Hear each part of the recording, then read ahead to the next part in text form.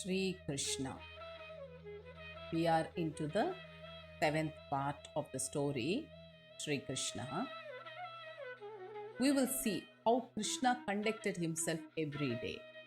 First, each day at the approach of dawn, the cocks would begin to crow, and the buzzing sound of the bees, stimulated by the fragrant breeze coming from the newly opened flowers, was a signal for the birds to waken and begin their chirping, as if they were the poets detailed to rouse Krishna from his slumbers. Krishna would wake up at the time known as Brahma Muhurta, that is by 3:30. Then he would perform the ceremonial wash and meditate on the blissful Brahman. Then he would take his bath, wear new garments, perform Sandhya Vandana, finish his Agnihotri before the sun rose, and then sit silently repeating the Gayatri. Then he would make offerings to the rising sun, Surya Narayana, the symbol of the Supreme, as well as to other gods, then to the forefathers, and also to the sages who are aspects of the Supreme. He would then convey his respects to the elders and holy Brahmins. He would also make gifts of cows to worthy recipients and touch his hands on various objects that are considered sacred and auspicious. After this, he would donate to the needy whatever they decided. By the time his charioteer Daruka would come and take him to the court. Starting in this way from the palace, Krishna, surrounded by all the Yadava chiefs, would enter the assembly hall known as Sudharma, wherein those present did not feel hunger, thirst, or any pain. Seated there on the grand lion throne, he would discharge the duties of the day. There are evidences for all this. Under the sea, the Dwarka palace was submerged under the sea. So there are evidences for all this even now. Then the assembly would take up the main business of the day. So this is how he conducted his everyday life.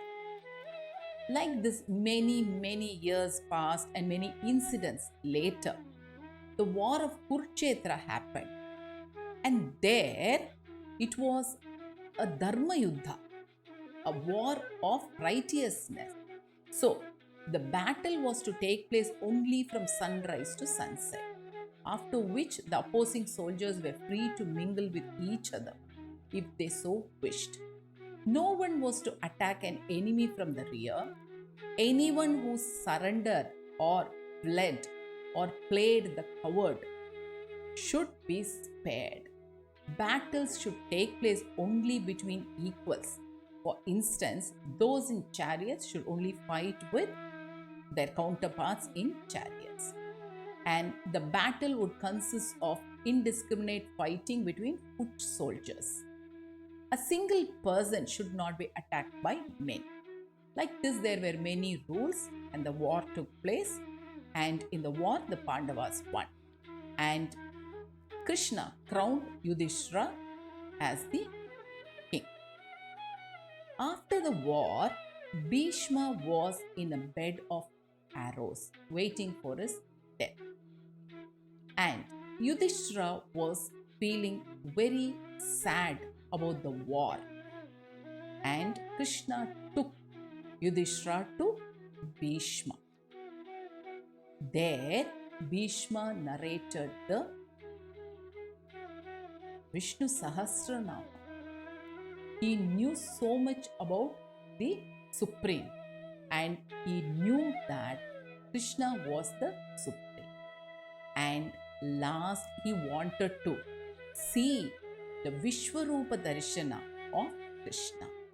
And Krishna also gave us. His body, that is Krishna's body, resembled a blazing fire. There appeared myriads of gods, each like lightning. On his forehead there appeared Brahma, the creator. On his breast, Rudra, the destroyer. And from his mouth, Agni, the Adityas, and other gods with Indra. From his two arms came Shankarshana with the plowshare and Arjuna with the Gandiva. And behind were Bhima, the sons of Madri, Pradyumna, and all the Yada.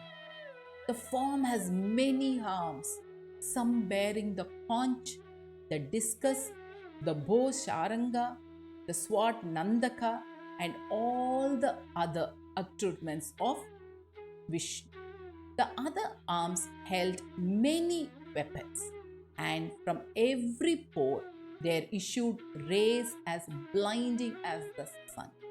The entire assembly there, they were mesmerized by this form of Sri Vishnu, and they bowed to the supreme form, telling, "O Pundari Kaksha, forgive us for having associated with the worldly things instead of surrendering to you." Thank you. We will meet with other stories. Please subscribe to my channel, Jayanthi's 5 Minute Stories.